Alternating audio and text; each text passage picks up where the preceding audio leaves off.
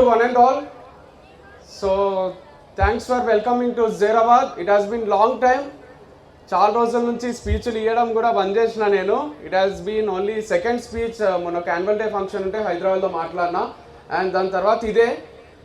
So ఇక్కడికి వస్తే తెలియని ఒక ఆనందం ఉంటుంది, కొంచెం బాధ కూడా ఉంటుంది. స్కూల్ డేస్ దగ్గర నుంచి ప్రతి మెమరీస్ అన్నీ ఇక్కడ జైరాబాద్లోనే ఉన్నాయి. మాకు మూసానగర్ కాలనీలో ఉంటుంటాం మేము.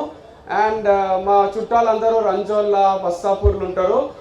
చాలా చాలా ఆడుకున్నాము. ఎగ్జామ్ టెన్షన్లు అన్నీ నేను అన్నట్టు ప్లస్లు మైనస్లు అన్నీ గుర్తొస్తుంటాయి. But coming here and celebrating with all you people మంచిగా అనిపించింది. మావాడు మాట్లాడుతుంటే మీరు వింటుంటే మావాడు అన్నట్టు చాలా సైలెంట్గా ఉన్నారు, ప్రశాంతంగా వింటున్నారు. అసలు ఎక్కడ కూడా చూడలే. జనరల్గా యాన్యువల్ డే అంటే చాలా చాలా హడావుడి ఉంటుంది, మస్తు అరేంజ్ చేసిండ్రు. And coming to your school Siddhartha high school, it's a great moment for all of అస్.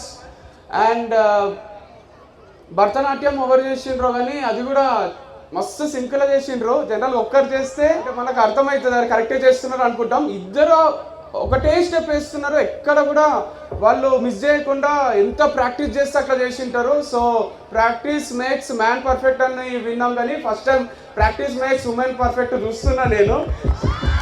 మామూలు చేయలే. అండ్ ఇంకా శివుని గెటప్ వేసుకొని వాళ్ళందరూ పాపం రెడీగా ఉన్నారు.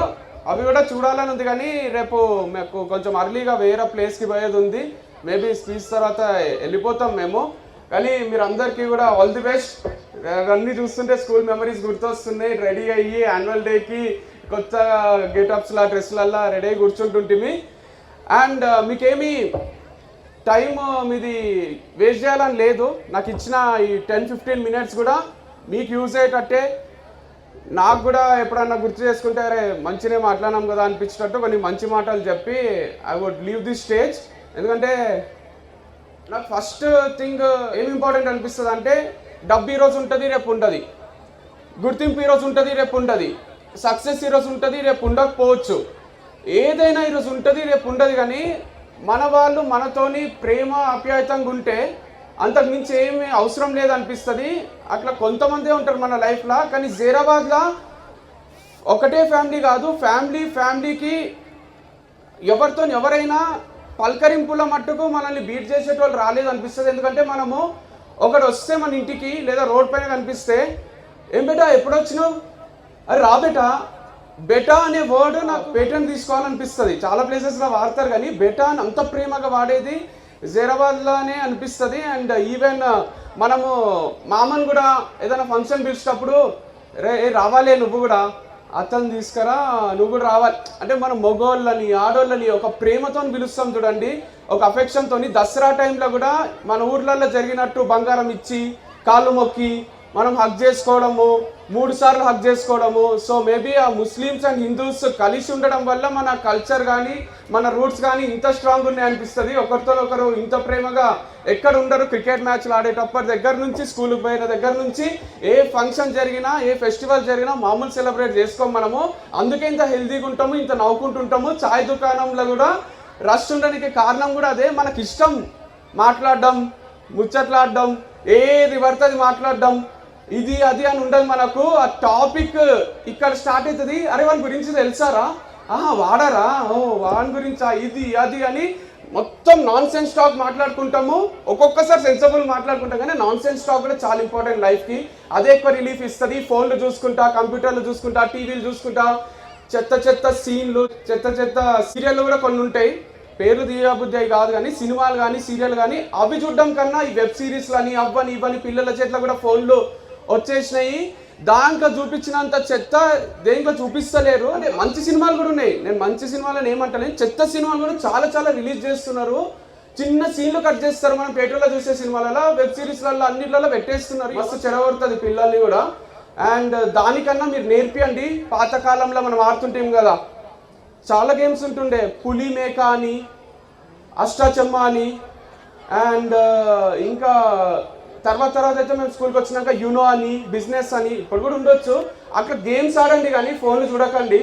మస్తు మైండ్ వీక్ అయిపోతుంది, టైం అంతా వేస్ట్ అవుతుంది. So just focus on games and ఈ టీవీలకు దానికి అడిక్ట్ కాకండి. సో మా వాడు కథలు చెప్తుంటే ఒక 2-3 కథలు గుర్తొచ్చినాయి, చిన్నవి.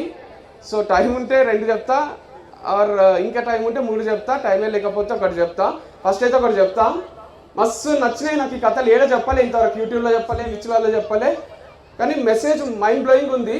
ఫస్ట్ కథలు ఏమవుతుందంటే, ఒక కుండలు చేసే అతను ఉంటాడు, మట్టి కుండలు, కుమ్మరి అంటారా ఏమంటారు, కరెక్టేనా? ఆయన ఉంటాడు, చేస్తుంటాడు.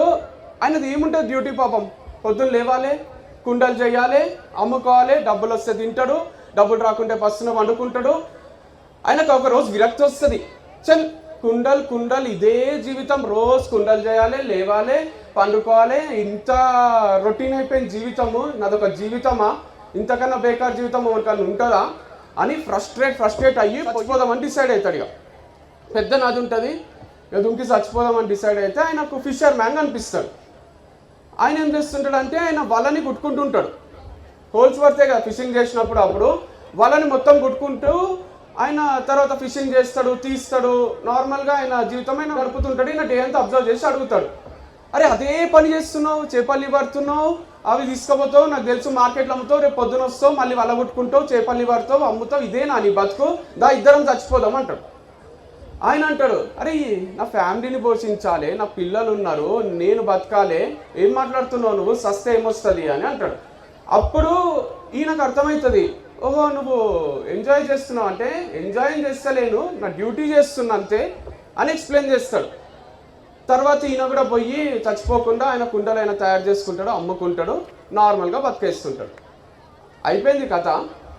నీతేముందంటే కథలా ఎవ్వరి పనైనా రొటీనే ఉంటుంది, ఎవ్వరి జీవితమైనా రొటీనే ఉంటుంది. డైలీ అదే చేస్తాము, అదే చెయ్యాలి, కొత్తదనము అది ఇది అంటూ ఏముండదు.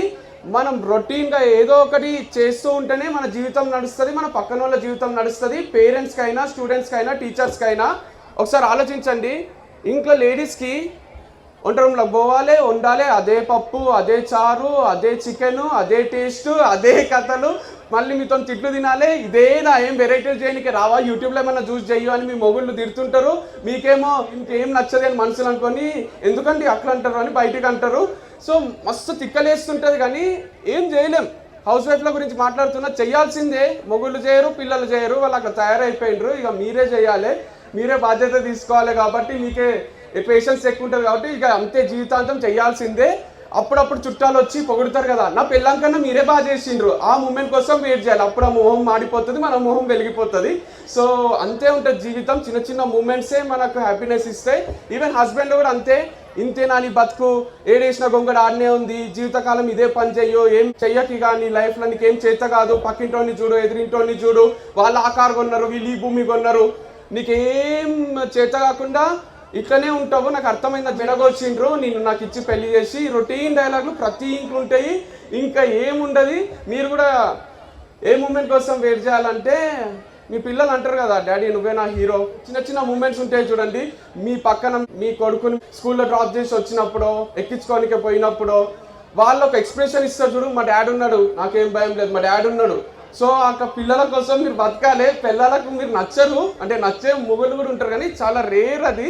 సో ఏం చేయలేము. బట్ స్టిల్ వాళ్ళు కూడా ఎప్పుడు బయట పెడతారు తెలుసా ప్రేమ.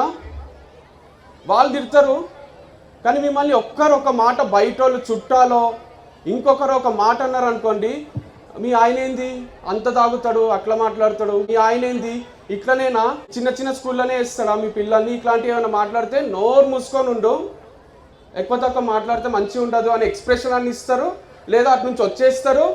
అస్సలు టాలరేట్ చేయరు, వాళ్ళకు మస్తు ఇష్టం ఉంటుంది మీరంటే, కానీ ఆ మూమెంట్స్లోనే బయటపడుతుంది. అందుకోసము వాళ్ళపైన మీరు కోపం పెంచుకోకండి, మీ పైన వాళ్ళ కోపం పెంచుకోవద్దు. మీ పని రొటీనే ఉంటుంది, మీ వైఫ్ పని రొటీనే ఉంటుంది, కానీ ఆ రొటీన్లో చిన్న చిన్న మూమెంట్స్ కోసం వెయిట్ చేసుకుంటూ ఉండాలి. అండ్ స్టూడెంట్స్కి కూడా అంతే, రోజు ఇదే హోంవర్క్, రోజు ఇదే కథ, ఇంకేం ఉండదు మీకు. ఇంతేగా జీవితం, టార్చర్ జైలే మనకు. సో ఈ జైల్లో ఉండాల్సిందే, కానీ ఈ జైలు ఉంటేనే మనకు లైఫ్లో ఐఏఎస్ ఐపీఎస్ కావాలన్నా, డాక్టర్ కావాలన్నా, పెద్ద సక్సెస్ఫుల్ యూట్యూబర్ కావాలన్నా, or anything in life you have to achieve. మీరు ఇది కొన్ని రోజులు అనుభవించాల్సిందే. సో అది ఏం చేయలేము. మనం కూడా చిన్న చిన్న మూమెంట్స్ కోసం వెయిట్ చేయాలి. టీచర్ పిలిచి ఫస్ట్ ర్యాంక్ రిపోర్ట్ ఇచ్చినప్పుడు ఫ్రెండ్స్ అందరు జెలస్ ఫీల్ అవుతారు చూడండి, ఎప్పుడు నీకే ఫస్ట్ ర్యాంక్ ఆరా, ఇక మాకు ఎప్పుడు ఛాన్స్ ఇవ్వవా అని. లేదా డ్యాన్స్ చేసినప్పుడు పొగుడుతారు చూడండి యాన్యువల్ డే ఫంక్షన్లలో అప్పుడు ఇప్పుడు. ఆర్ మీ మమ్మీకి డాడీకి మీరంటే మస్తు ఇష్టం ఉంటుంది, మీకోసం ఏమైనా గిఫ్ట్లు తీసుకొని వస్తారు కదా బర్త్డేకి, కొత్త డ్రెస్లు కొత్త గిఫ్ట్లు. ఆ చిన్న చిన్న మూమెంట్స్ కోసం వెయిట్ చేయాలి. అండ్ అంతే, అప్పుడప్పుడే సెలబ్రేట్ చేసుకోగలం కానీ ఎవ్రీడే సెలబ్రేట్ చేసుకోవడం మస్తు కష్టమే. సో రొటీనే ఉంటుంది లైఫ్, అడ్జస్ట్ అయిపోండి, ఇంకేం చేయలేము. బాధగా ఉందా? అట్లా ఉంటే అట్లా ఏం లేదు అంటే స్కూల్లో కూడా ఎంజాయ్ చేయొచ్చు. మీకు నో బ్యాక్ డే అని కూడా ఉంటుందంట కదా, నో బ్యాక్ డే అని అదని ఇదని ఉంటుంది. కాబట్టి స్పోర్ట్స్ పీరియడ్లో అవి ఆ ఫన్ యాక్టివిటీస్ ఎంజాయ్ చేస్తూ పోండి. అండ్ ఈ కథ మనకు అదే చెప్తుంది, రొటీనే ఉంటుంది లైఫ్ అని చిన్న చిన్న మూమెంట్స్ కోసం వెయిట్ చేయాలి. And let me tell you one more small story, ఇది ఇంకా చిన్నగా ఉంటుంది. ఈ కథలో ఏమవుతుందంటే, ఒక పిల్లోడు ఉంటాడు, మీలాగానే బాధపడుతుంటాడు, నా లైఫ్ ఇంతే, అది ఇంతే, ఇది ఇంతే అని మస్తు ఫీల్ అవుతుంటాడు. ఆయనకు ఒకరు చెప్తారు, ఒక నది దగ్గర ఒక గురువు ఉంటాడు, పోయి కలువు, ఆయన నీకు అన్ని ప్రాబ్లమ్స్కి సొల్యూషన్ ఇచ్చేస్తాడు అని చెప్తాడు. వీడు పోతాడు, పోయి ఆయనను కలిసి ఒక మాట అంటాడు, నేను ఏం చేసినా నాకు ప్రాబ్లమే అవుతుంది, చదువుకుంటా సరిగా మార్కులు రావు, ఇరిటేషన్ వస్తుంది, మస్తు రిగ్రెట్ అవుతారే, టీవీ ఎందుకు ఎక్కువసేపు చూసినా, ఫోన్లు ఎందుకు ఎక్కువసేపు ఆడుకున్నా అని. ఆర్ ఇంకేమన్నా చేసినా కూడా నాకు అంత రిగ్రెట్సే ఉంటాయి, మస్తు బాధనే అవుతుంటుంది, పాస్ట్ గురించి ఆలోచిస్తుంటే ఎందుకు ఇట్లా అవుతుందో అర్థం కాదు కానీ అవుతూనే ఉంటుంది అని చెప్తాడు. ఆయన అంటాడు, ఒక రాయి ఇచ్చి ఇది నదిలో పడే అంటాడు. ఆ రాయి తీసుకొని నదిలో పడేస్తాడు. పడేస్తానే తీసుకురా పో వెతుకు అంటే వాడు దుంకుతాడు, వెతుకుతాడు, ట్రై చేస్తాడు, దొరకదు. అది మస్తు అలసిపోతాడు, వస్తాడు, అది దొరకదు. ఇక నాకు అర్థమైంది అంటే ఆయన అంటాడు, మన జీవితం కూడా అంతే, పాస్ట్ గురించి ఆలోచిస్తూ కూర్చుంటే ప్రజెంట్ ఎంజాయ్ చేయలేం, ఫ్యూచర్లో బతకలేం. నువ్వు అదే తప్పు చేస్తున్నావు. అరే నేను మంచి చదివేది ఉండే మార్కులు వస్తుండే అనుకుంటున్నావు కానీ ఇప్పటి నుంచి మంచి చదివినా మార్కులు వస్తాయి కదా. అరే నా ఫ్రెండ్తో అనవసరంగా కొట్లాడిన మాటలు బంద్ చేసినా అని బాధపడుతున్నావు కానీ ఇప్పటి నుంచి మంచిగా ఉన్నా సరిపోతుంది కదా అని ఎక్స్ప్లెయిన్ చేస్తాడు. సో మన లైఫ్లో కూడా మనం అందరం పిల్లలే కాదు, అందరు కూడా ఒకటే తప్పు చేస్తాం. అరే అప్పుడు ఆ ల్యాండ్ కొనేది ఉండే మస్తు పెరిగిందంట అని దాని గురించి ఆలోచించుకుంటా బాధపడుతూ పండుకుంటాం. లేదా ఇంకా మస్తు ప్రాబ్లమ్స్ ఉంటాయి కదా, ఇక ఒక్కొక్కరికి ఒక్కొక్క ప్రాబ్లం ఉంటుంది. అట్లా అన్నీ ఆలోచించుకుంటా పాస్ట్లో బతుకుతాం కానీ ప్రజెంట్లో బతుకము. పాస్ట్లో బతుకుతే ఏమవుతుందంటే రాయి ఉంది కదా, ఒక్క రాయి గురించి వెతికి ఆయన మస్తు అలసిపోయింది కదా. అట్లాంటి రాళ్ళు మన దగ్గర వందలు ఉంటాయి, మన భుజం పైన మోస్తుంటాం ఒక సంచిలో వేసుకొని. 100 రిగ్రెట్స్, 100 ప్రాబ్లమ్స్, 100 థింగ్స్ ఉంటాయి. అందుకే మనము ఇట్లనే దీనంగానే ఉంటాం, ఇట్లా ఉంగే నడుస్తాం, బాధగానే ఉంటాం, కళ్ళల్లో ఒక పెయిన్ ఉంటుంది. మనం ఎప్పుడు కూడా నవ్వుకుంటా ఉంటాం, ఎప్పుడో మన వాళ్ళతో మన ఫ్రెండ్స్తో ఉన్నప్పుడు తప్ప. మనం మస్తు పెయిన్లు ఎందుకు ఉంటామంటే వెనకాలంతా ఒక బ్యాగేజ్ ఉంటుంది మనకు. కానీ మనం ఏం చేయాలంటే ఆయన రాయిని పడేసిండు కదా, మళ్ళీ వెతకలే కదా. అంటే వెతకరాదని అర్థమైంది కదా, ఫస్ట్ టైం వెతికినా నెక్స్ట్ టైం ఎప్పుడు కూడా వెతకడు. అట్లా మనము మన బాధలు కానీ, మన ప్రాబ్లమ్స్ కానీ, మన పాస్ట్ని కానీ ఆ రాళ్ళని అన్నిటిని నదిలో పడేసేయాలి. మళ్ళీ ఎప్పుడు కూడా వాటి గురించి ఆలోచించరాదు, మూమెంట్లు ఉండాలి. ఇప్పుడు ఇక్కడ ఉంటూ కూడా చాలామంది చాలా వాటి గురించి ఆలోచిస్తారు. అరే రేపు ఫీజు అడుగుతారేమో, హాల్ టికెట్ ఇయ్యారేమో, ఎట్లా కట్టాలని డాడీలు. లేదా ఇప్పుడు ఇంటికి పోయినా వంట చేయాలా, బయటనే తినిపిస్తాడమ్మా ఆయన అని లేడీస్. ఇట్లాంటి చాలా చిన్న ప్రాబ్లమ్స్ అనిపిస్తాయి. కానీ పెద్ద యాక్చువల్గా పిల్లలు కూడా అరే వీళ్ళు ఎంతసేపు మాట్లాడతారు, మేము కూడా డ్యాన్స్ చేయాలి కదా, మా డ్యాన్స్ ఎప్పుడు చూస్తారు, వీళ్ళు ఏంది ఇంతసేపు స్టేజ్లో మాట్లాడుతున్నారు అని మీరు. కానీ అట్లా కాకుండా మూమెంట్ ఉండాలి, ఎంజాయ్ చేయాలని కథ మనకు చెప్తుంది. So one of my other favourite stories. ఇక లాస్ట్ కథ ఒకటి చెప్తా. ఇంత దూరం వచ్చి హైదరాబాద్ వచ్చి చెప్పకుంటే చెప్పేది ఉండే అనిపిస్తుంది. ఇది కూడా చిన్న కథనే. సో ఈ కథలు ఏమవుతుందంటే, ఒక ముసలాయన ఉంటాడు, ఒక యంగ్స్టర్ ఉంటాడు. యంగ్స్టర్ రోజు పని చేస్తాడు, డబ్బులు సంపాదిస్తాడు, ఆ రోజు బతికేస్తుంటాడు, చాలా నిజాయితీగా ఉంటాడు, మంచిగా పని చేస్తుంటాడు. ఒకరోజు పని దొరకది. ముసలాయన దగ్గర 3 బస్తాలు ఉంటాయి, మోసుకొని తిరుగుతుంటాడు, బరువు అవుతుంది. అరే ఎవరైనా ఉన్నారా, ఇవి హెల్ప్ చేయనీకి ఎవరైనా ఉన్నారా అని వెతికితే ఈయన వచ్చి నేను చేస్తాను, కొన్ని పైసలు ఇవ్వు అంటాడు. సరే నీకు 3 గోల్డ్ కాయిన్స్ ఇస్తా, నా బస్తా తీసుకొని రా అని. ఆయన దగ్గర 3 బస్తాలు ఉంటే 3 మోయలేకపోతున్నాను, ఒకటి ఆయనకి ఇచ్చి 2 ఈయననేమో వస్తాడు. ఇగో చూడు దాంట్లో బ్రాంజ్ కాయిన్స్ ఉన్నాయి, ఈ బ్రాంజ్ కాయిన్స్ జాగ్రత్తగా తీసుకురావాలి చూడు, నాకు కొంచెం భయమే అవుతుంది కానీ నమ్మకంగా ఇస్తున్నా అని ఇస్తాడు. ఆయన తీసుకొని వస్తాడు. నది దగ్గరకు వచ్చినాక ఈ 2 బస్తాలు నేను మొయ్యలేకపోతున్నా, ఇంకోటి నువ్వు తీసుకోవా అంటాడు. సరే అని ఆయన ఇంకొకటి తీసుకోనికి వస్తే దీంట్లో సిల్వర్ కాయిన్స్ ఉన్నాయి, నాకు భయం అవుతుంది, నువ్వు దొంగలాగానే కనిపిస్తున్నావు, ఆ బ్రాంజ్ కాయిన్స్ సిల్వర్ కాయిన్స్ తీసుకొని నువ్వు పారిపోతే ఎట్లా, నేను ముసలోని నేను పట్టుకోలేను కూడా అంటే ఆయన అంటాడు, నేను చాలా నిజాయితీగా పనిచేస్తాను సార్, నేను పాత ఓనర్ దగ్గర కూడా సిఏగా పనిచేసిన, అంటే అకౌంటెంట్స్ ఉంటుండ్రు కదా, అట్లా అన్ని తప్పుడు లెక్కలు అవి ఏవి రాయకుంటే నేను నిజాయితీగా పనిచేస్తుంటే 1 రూపాయి కూడా చీట్ చేయలేదు, మిమ్మల్ని కూడా చీట్ చేయను అంటాడు. సరేగా డౌట్ఫుల్ ఉంది కానీ నమ్మాల్సిందే కదా, ఏం చేస్తాము అని ఆ బ్యాగ్ కూడా ఇస్తాడు. 2 బ్యాగులు తీసుకుపోతుంటాడు. ఇంకో బ్యాగ్ ఎత్తే టైంలో కొండెక్కాల్సి వస్తుంది. అరే కొండెక్కలేను నేను, ఈ బ్యాగ్ కూడా నువ్వేమో యంగ్స్టార్ కదా నాతో కాదు అని ఆ బ్యాగ్ కూడా ఇస్తాడు. దాంట్లో గోల్డ్ కాయిన్స్ ఉంటాయి. ఆయన నిజాయితీగా నమ్మకంగా తీసుకుపోతాడు అని 3 బ్యాగులు ఇస్తాడు. ఆయన కొంచెం దూరం పోయినాక ఆలోచిస్తాడు, అరే 3 బ్యాగులు తీసుకుంటే రోజు పని చేయాల్సిన అవసరం రాదు కదా, నా లైఫ్ సెటిల్ అయిపోతుంది కదా, ఒక దాంట్లో గోల్డ్ కాయిన్స్ ఉన్నాయి, ఒక దాంట్లో సిల్వర్ కాయిన్స్ ఉన్నాయి, ఒక దాంట్లో బ్రాంజ్ కాయిన్స్ ఉన్నాయి, అసలు ఎందుకు పని చేయాలి, నేను రోజు సెటిల్ అయిపోదాము, మంచిగా ఒక పిల్లని చూసి పెళ్లి చేసేసుకుందాము అని అనుకుంటాడు. అప్పుడు మళ్ళీ ఆలోచిస్తాడు, అవసరమా, నేను నిజాయితీ పరుణ్ణి కదా, ఎందుకు ఇట్లా చేస్తున్నా అనుకుంటాడు. కొంతసేపు అయినాక ముసలోనికి అవసరమా బతకడం, నేనంటే యంగ్స్టర్ని, నాకు ఇంకా లైఫ్ ఉంది, వాడు సస్తేంది బతుకుతేంది, నేనైతే బతికేద్దాము, ఈ 3 బ్యాగులు తీసుకుపోయి తీసుకొని పారిపోతాడు. ఈయన పట్టుకోలేడు. మళ్ళీ ఈయన పోయి రూమ్కి పోయి ఓపెన్ చేస్తాడు. దాంట్లో గోల్డ్ ఉంటుంది, బ్రాంజ్ ఉంటుంది, సిల్వర్ ఉంటుంది, అన్ని రాళ్ళు ఉంటాయి. మస్తు బాధ అవుతుంది, ఏంది అని ఆలోచిస్తుంటే ఆ ముసలాయననే వచ్చి చెప్తాడు, నేను ఈ కింగ్డమ్కి రాజుని, నేను నా సక్సెసర్ కోసం వెతుకుతున్నా, నా వారసుని కోసం, నా కొడుకులు లేరు కూతుర్లు లేరు, నేను ఒకరిని దత్తత తీసుకొని ఆయన కింగ్ని చేద్దాం అనుకున్నా, నిజాయితీ పరుణ్ణి, దొంగగా ఉన్నావు, ఇట్లాంటి దొంగలని ఎవరు కూడా రాజు చేయడు, నువ్వు నిజాయితీగా ఉంటే నిన్నే చేద్దాం అనుకున్నా, నీ గురించి విన్నా, అందుకే నీ దగ్గరకు వచ్చినా అని అంటాడు. నేను నిజాయితీ పరుణ్ణి, నన్ను చెయ్యు అంటే అర్థమైపోయిందిలే, లైఫ్ తీసుకో ఇక పో అని వచ్చేస్తాడు. అయిపోయింది కథ. ఈడు ఏం తప్పు చేసిందంటే ఆయన యాక్చువల్గా దొంగ కాదు, సిచ్యువేషన్ ఆయన దొంగలాగా మార్చింది, నిజాయితీ పరుడే. సో మన లైఫ్లో కూడా అన్ని అట్లాంటివే జరుగుతాయి. ఆయన నిజంగానే నిజాయితీ పరులాగా ఉంటే కింగ్ అవుతుండే, 3 బ్యాగులేంది మొత్తం రాజ్యమైనది అవుతుండే. సో మనం ఏం చేస్తామంటే నిజాయితీగా ఉంటే సక్సెస్ వస్తలే, డబ్బు వస్తలే అని మొత్తము ఏమంటారు చీట్ చేసి రాంగ్ వేలో పోనీకే చూస్తాము. అండ్ అంటే చాలామంది కూడా ఇప్పుడు మెయిన్ సమస్య ఎక్కడ వస్తుంది అంటే, మీరు పేరెంట్స్ కాబట్టి మీకు చెప్పబుద్ధి అవుతుంది, అత్త కోడళ్ళ మధ్యలో కూడా వస్తుంది. కొడుకుంటాడు, అత్తని కోడల్ని ఈక్వల్గా ప్రేమిస్తుంటాడు, కొంచెం ఎక్కువైంది అత్త మీద ప్రేమ, కోడలికి బాధ అవుతుంది మీ భార్యకు, ఆర్ భార్యను ఎక్కువ ప్రేమిస్తే మీ అమ్మకు బాధ అవుతుంది, ఆమె వస్తానే నా పైన ప్రేమ తగ్గిపోయిందా అది ఇది అని ఏం తేల్చుకోలేక, ఎవరికి చెప్పుకోలేక, ఆ బాధల మీరు ఏం చేస్తారంటే, ఇట్లా కాదు అమ్మతో నన్ను ఉండాలి, కోడలతో నన్ను ఉండాలని ఏమేమో సెపరేట్ కాపురాలు పెట్టడమో ఇంకోటో చేస్తారు. లేదా ఒకటే ఇంట్లో ఉంటూ కొట్లాడుకుంటూ అని ఉంటారు, వాళ్ళతో కొట్లాడాలా వీళ్ళతో కొట్లాడాలా అర్థం కాక ఫ్రస్ట్రేట్ అయిపోతుంటారు.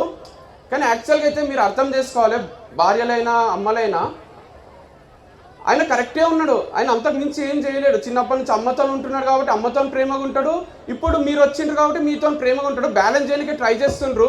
ఇంకా వాళ్ళకి సపోర్ట్ చేయండి మీ హస్బెండ్స్కి, అరే ఇట్స్ ఓకే, నేను అర్థం చేసుకోగలను, మీ అమ్మ అంటే నీకు ఎంత ఇష్టమో అని మీరు అనండి, అమ్మని కూడా అనండి, నేను అర్థం చేసుకోగలను, ప్రేమించే పెళ్లి చేసుకున్నావు కదా, లేదా పెళ్లి చేసుకున్నాక ప్రేమిస్తున్నావు కదా, జీవితాంతం నాకు ఒక్కదానికే ప్రేమ పంచాలని లేదు కదా అని అమ్మలు కూడా అర్థం చేసుకొని, అంతేగాని టార్చర్ చేయకండి. ఇంట్లల్లో మస్తు ఇబ్బంది అవుతుంది, సూసైడ్ చేసుకొని చచ్చిపోబుద్ధి అవుతుంది భర్తలకు. సో నేను ఎందుకు చెప్తున్నా అంటే, మీరు నమ్మిన సిద్ధాంతం కరెక్టే, ఈక్వల్గానే ప్రేమించాలి, అది తప్పే కాదు. పక్కన వాళ్ళు మార్చేస్తారు, అన్నదమ్ముల మధ్యలో కూడా కొట్లాటలు పెట్టేది పక్కన వాళ్ళే.